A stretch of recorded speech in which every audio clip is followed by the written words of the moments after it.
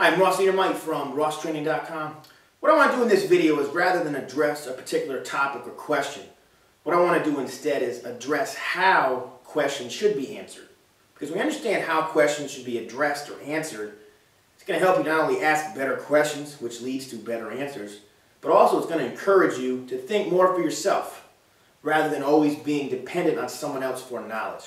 Because when it comes to training, many of the best lessons that you'll ever learn come by doing, come through experience. You roll your sleeves up, you get your hands dirty, and you find out for yourself what works. Because oftentimes what works for me may not work for you, and vice versa. You have to find out for yourself. And as I say that, look, I'm not here to suggest that I'm against questions.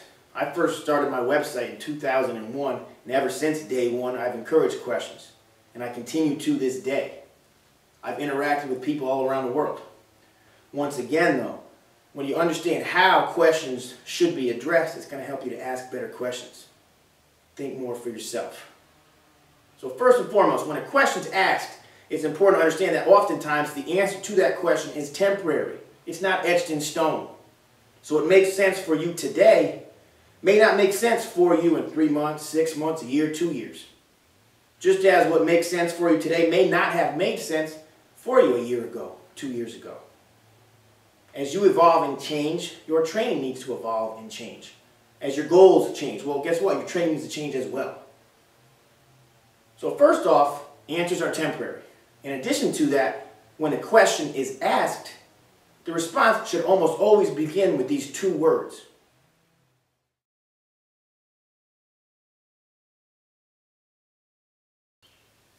It depends. A lot of people ask a question, the last thing they want to see is, well, it depends. They want black and white answers. How many days a week should I do this? How often should I do that? But when it comes to training, the ideal response typically doesn't work that way. The ideal response depends on several relevant factors. First, it depends on who you are. What do you bring to the table? We need to look at the individual, abilities, past experiences, strengths, weaknesses, goals, immediate needs. These are all relevant factors in determining what makes sense for you now. And what makes sense for you now based on those factors will probably change in time. Remember, the answer is temporary. So first and foremost, it depends on who you are. But in addition to that, the ideal response often depends on some relevant factors regarding the question that's asked. A lot of times, questions are asked, there's not enough information to adequately address those questions. So what I'll do now is give you a couple examples which should help to clarify what I'm trying to convey here.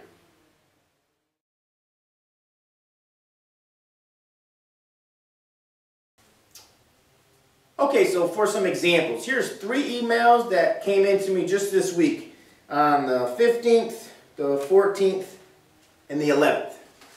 3 different questions that should help to clarify the message that I'm trying to convey. First question, individual writes to me, explains a little bit about himself, which is nice, but then gets to asking, can I do push-ups every day? So we're looking at a question of frequency. Can you do push-ups every day? First and foremost, it depends on who you are, the goals that matter to you. How relevant are push-ups to those goals? So first and foremost, we've got to look at the individual. It depends. In addition to that, though, and probably more importantly in this particular case, because we're dealing with frequency. When you look at frequency, it depends on some relevant factors, namely volume and intensity. For example, suppose you perform 10 push-ups today. Not a lot of volume. Can you perform 10 push-ups again tomorrow, the day after, and so on and so forth? Probably. Volume is low. If, however, you go out and perform 1,000 push-ups today, does it make sense to do 1,000 push-ups tomorrow? Probably not. Volume is very high. As volume increases to that degree, frequency is going to probably want to come down a bit. Again, though, the answers are probably still going to be temporary. What does every day mean? Every day this week? Can you do push-ups every day this week? Probably. Every day this month, this year, every day for the next 17 years? How long are we talking? So number one, it depends. And even when it does depend, answer is probably still going to be temporary. Next question that came in Came from an individual who saw a tutorial of me working with the ab wheel, standing rollouts with the wheel. He wants to know how often I train with the wheel. Another question of frequency. So, the response, first of all, depends. What's it depend on? Well, for me, it depends on what I'm working on at the time. What goals am I trying to achieve, progress towards? I've been working with the wheel since back in the 1990s. I get questions from teenagers where I've been working with the wheel longer than they've been alive. So if you ask me at one point in my life, I might say I use the wheel every day this week. At another point, there may have been time where I didn't use the wheel at all. So it depends on what I'm working on. And the answer is going to be temporary. This particular week, I think I've used the wheel twice this week. Next week, I'm not sure how often I'm going to use the wheel. Again though, when we look at frequency, we also have to look at volume and intensity. So I gave you an example of volume, here's one for intensity. Just based on the fact on how long I've worked with the wheel, I can perform standing rollouts with body weight only pretty frequently. From an intensity standpoint, it's not that difficult an exercise for me. If, however, I put on a weighted vest, maybe I'm working with one arm standing rollouts, obviously it's a much more intense exercise. So if I go out and perform weighted one arm standing rollouts today, pretty intense. Intensity goes up, well, frequency is probably going to want to come down. That's not going to be something I'm going to do every day. So with high volume or high intensity, frequency will typically come down. Once again though, all depends on what I'm working on. And in addition to that, it depends on the individual. Just because I do something with the wheel doesn't mean it makes sense for you. You may have only been working with the wheel for a month.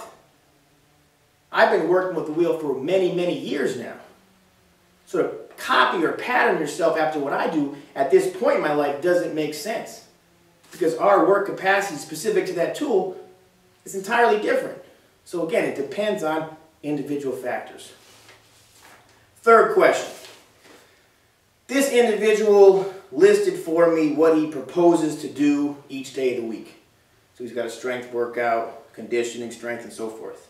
So the question was, if I perform this work, is that going to lead to overtraining? Now, first and foremost, there's not an overtraining calculator where we take exercises and reps and plug it into this formula and we get an answer, yes, no. Yes, it's overtraining, no, it's not overtraining. It doesn't work that way. That in and of itself is an entirely different topic though. Just looking at how we respond to questions though. First, is this work too much for you, not enough, or just right? It depends. It depends on who you are. If I don't know you, I'm not going to know how much work you should handle. If I look at myself, what's ideal for me today is different than what was ideal for me 10 years ago.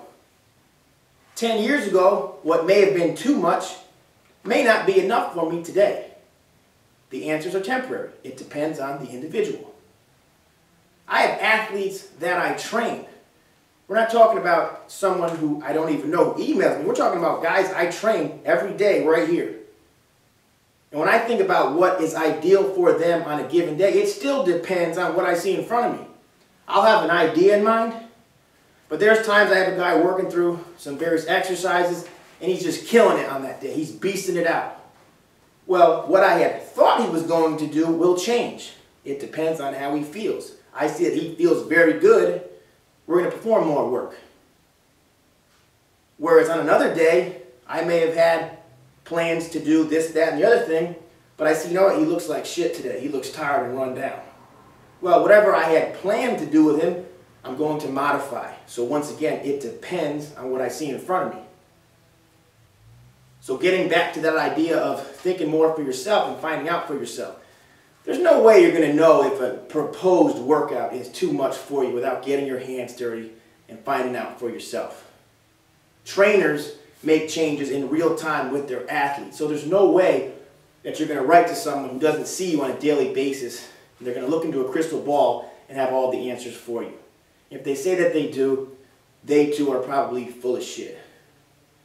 So in summary, look, I encourage you to ask questions. I simply hope that you ask questions that lead to better answers and you start to think more for yourself, as the ultimate goal is to become self-sufficient. You don't want to depend on me or anyone else. in terms of what you need to do to become a better you. So if you do have questions, though, as always, shoot me an email at ross@rosstraining.com.